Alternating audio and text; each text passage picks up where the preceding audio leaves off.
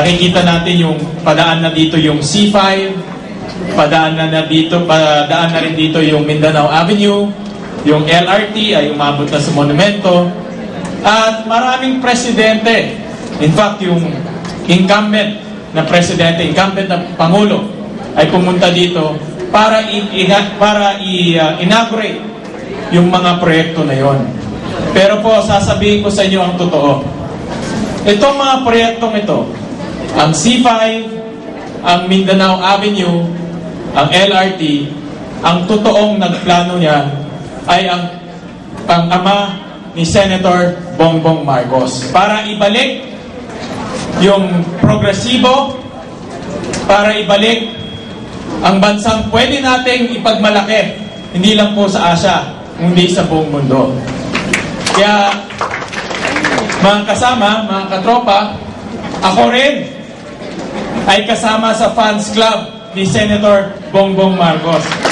Ang ating ama ng Valenzuela, Mayor Sherwin Gatchalian, aking kasamahan sa mababang kapulunan ng Kongreso, Congressman Rex Gatchalian,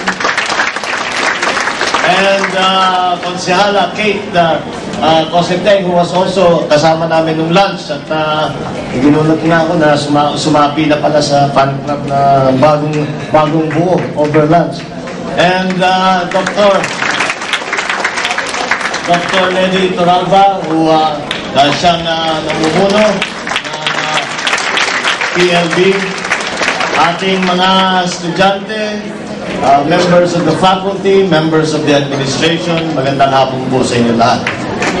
Ako'y nagpapasalamat sa inyong lahat na binigyan niyo ako ng pagkakataon na mapunta rito at makasama kayong lahat at mapag-usapan ang mga iba't ibang issue na ating mga hinaharap dito sa darating na halalan, dito sa tumatakbong kampanya ngayon.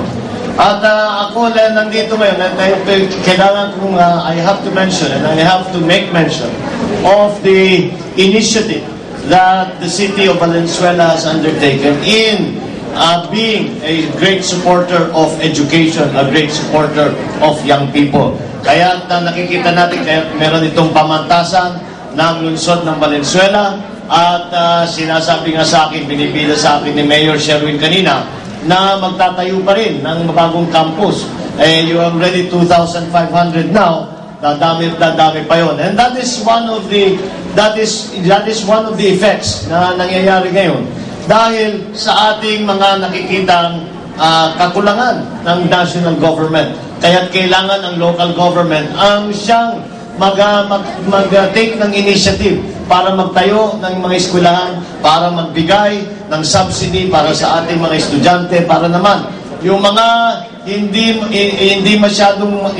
naman masyadong mayayaman ng mga masasabi natin mga ibang pamilya na pupunta sa malalaking eskwelahan.